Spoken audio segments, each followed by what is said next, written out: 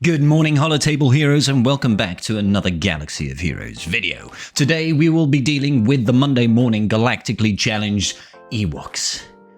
Why? Why is it Ewoks? Again? Yeah, well, let's do this. The global modifier for this particular Galactic challenge is part of the tribe, and I know you guys want to be part of the tribe as well. Hit that subscribe button. Essentially, this gives us a ability on all of our characters and our opponents as well. The type of character that uses changes the effect of this particular special ability. Attackers gain defense penetration up, call a mass assist dealing 50% less damage, support gain protection over time 20% and gain 30% turn meter, and tanks gain critical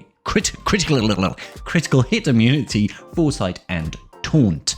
So it's quite useful, but not massively impactful. Our benefit for the Ewoks is booby traps. We gain additional speed and counter chance, but not only that, when they attack out of the turns, they are stunned, which cannot be evaded or resisted. Note, if you are immune to stun, such as enemies that have got guard from Chewbacca, they will not be stunned. The enemy's modifier is the odds, which is frankly ridiculous. They have 100% chance to attack again when they critically hit, and they're rebels, so they basically crit all the time, so they just never stop attacking. They also have a bunch of health steal and cannot be countered, which is frustrating. But let's take a look at the feats, ladies and gentlemen. We need to win with a full team of Ewoks. We also need to complete the battle after putting 30 damage over times on our opponents, and we need to win after killing 3 enemies in the same turn. We can do all of these feats, but not all at the highest tier. However, I will get you your second best crate, giving you all those Omicrons that you want, even if you only have Gear 10, Gear 9, Gear 11 Ewoks. Let's break it down with the very first team. Okay, so the team that we're going to be using is a Palps lead team with Vader, Mara Jade, Crew, and Bastila Shan Fallen. Now, I use Crew, but you can use any pre-taunting tank, and all you need to make sure when you go into this battle is that Han shoots first on our boy Crew. He is there to tank the initial damages after BlueStacks has a bit of a hissy at the start of the match. This is fine, and that was rather fortunate as well. After that, Vader will be the next person to go, use a Force Crush, go into Merciless Massacre, and then start going around the corn. Now, we need to get 30 attempted dots. When Vader uses his Force Crush, he can land up to 3 dots per enemy. So 3 times 5, 15. You only need to get 2 to hit these dots. Very, very easy. You don't even need to land them. It just needs to be attempted. This is important. Once CLS has gone into call to action, you need to stun him with Mara Jade, and hopefully Han Solo doesn't start counter-attacking. Makes things a little bit easier if he doesn't. Bastila Shan Fallen here gives us a twofold benefit. First and foremost, she has the potential to kill 3 enemies with 1 hit, which is great. Secondly, she actually puts Corrupted Battle Meditation out across the enemy field. Now, that Corrupted Battle Meditation lowers the opponent's counter chance, which is very, very useful because these guys can open a can of whoop-ass on you and just kill you in 1 second flat. After that, it is the same as we would normally expect.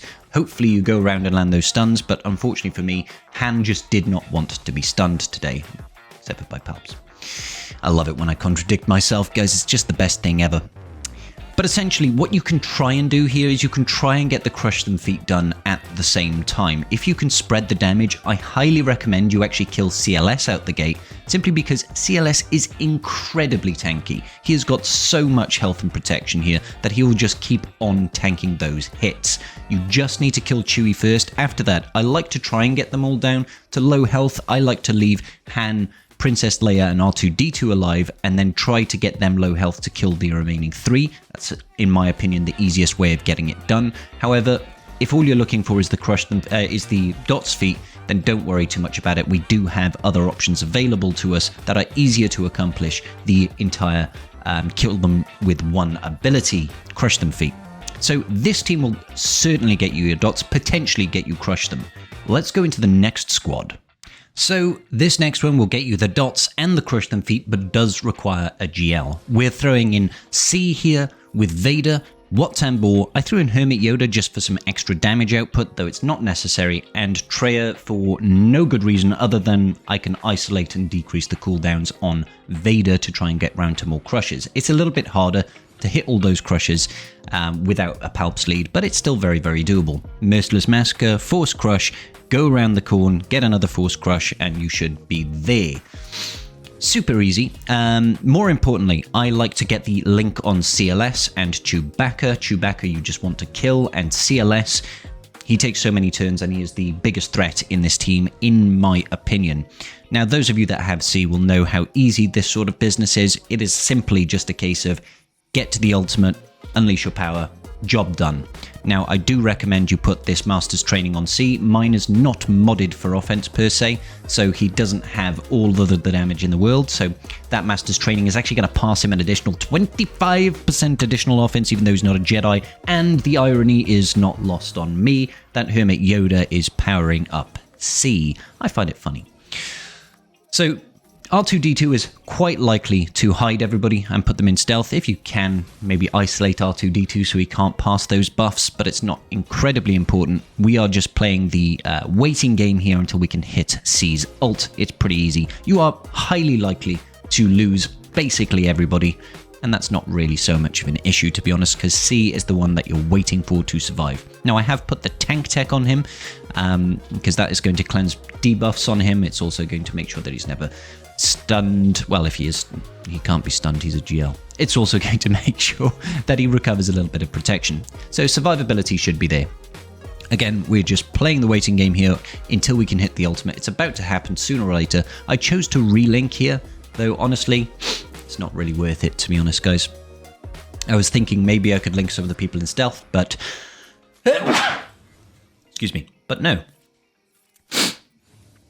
Okay, so soon enough, you shouldn't have to worry about trying to build up mastery too much. You should just be able to go immediately into your ultimate and not have to worry, because even if you don't kill 3 people in the first hit, you're still going to have another opportunity to link and kill everybody else with the second time you ult, provided you don't kill the enemies too quickly.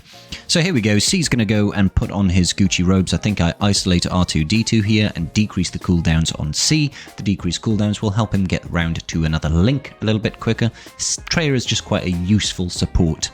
And I'm looking at this and thinking, enemies have got relatively low health. Let's unleash unlimited power, and there we go, we got 3 kills in one go. Jobs are good and super easy. This will also get you all of the dots and the crush them feat. It's just down to Princess Leia and R2-D2 now. I've linked them, but honestly, it was kind of a waste, truth be told. Wat Tambor here also does provide us with an additional source of dots, so take that into account as well. Very, very easy. R2-D2 dies of sadness, and then Princess Leia is soon to follow. GG, easy. Here we can also get the Crush Them feat with BAM lead. I'm going with BAM, Cat, Dash, Queel and IG-11, although you can also do this with a Han and Chewie setup instead of Dash and Queel. The idea is to use 2 sets of Whistling Birds. So you go into Whistling Bird stance, you use the AoE from Dash, that immediately gets you up to 20 stacks. I like to actually kill CLS, and I like to kill Chewpio if possible, Chewie, at the start, if at all possible, just to try and get them out of the picture. Like I said before, CLS is very tanky. After that, we want to get into a second Whistling Birds to kill the remaining people. This is my favourite way of getting it done. Focus down Chewbacca, CLS and Chewie die. Fantastic, that's great. All we have to do now is just bide our time to get round to a second set of Whistling Birds, and we should be able to clear off everybody else. Cat is 100% necessary in this loadout, guys.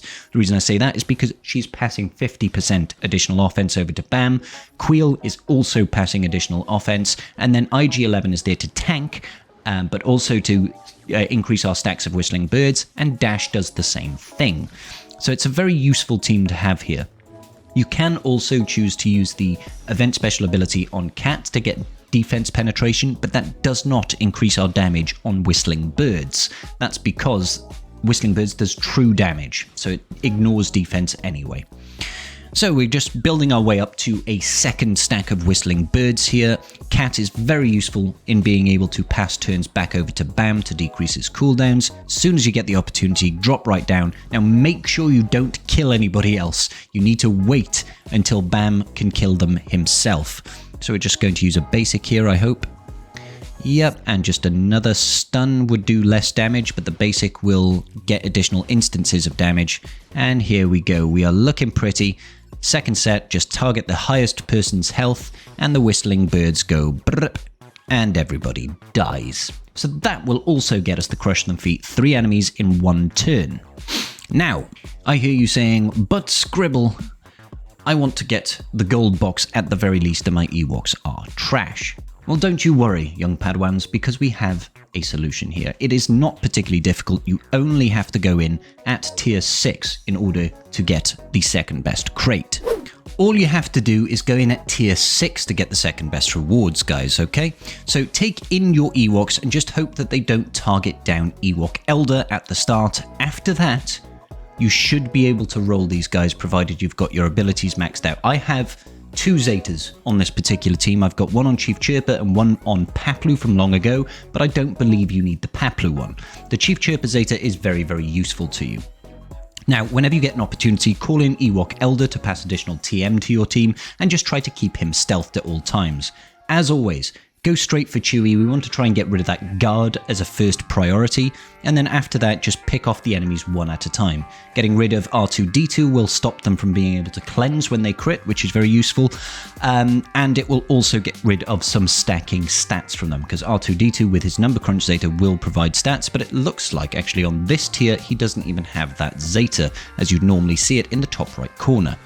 I still recommend getting rid of C-3PO because he is frustrating and irritating and ugly. So, I don't mean that, R2-D2, you're a handsome little droid. Anyway, thanks to the global modifier, when these enemies are attacking out of turn, they are going to be stunning themselves, which is a massive benefit to us. It helps us control the area that much more easier. After that, just use the event specials when you're using it on attackers. That's going to provide you with additional defense penetration up. Alternatively, you could use it on some of the support type characters, and that will give you additional rolling TN. I don't think it really makes a massive difference unless your Ewoks are very, very low gear. Note that even getting it done on a very low tier will still get you your Omicrons, so think about that if you don't even have gear 9 Ewoks, for example. Mine are all gear 11 here, I believe one might be gear 10, but not a significant investment. After CLS has fallen, you usually are able to just take out everybody one at a time, piecemeal. Very, very easy. Lovely. The amount of damage that I did to my own mental well-being trying to go through this Galactic challenge was absurd. And do you know what else is absurd? Doing 1 billion damage in a single hit. I've never seen anybody come close to that. I go down and break it through in this video here. Go and check it out. Beautiful. Don't forget to like and subscribe.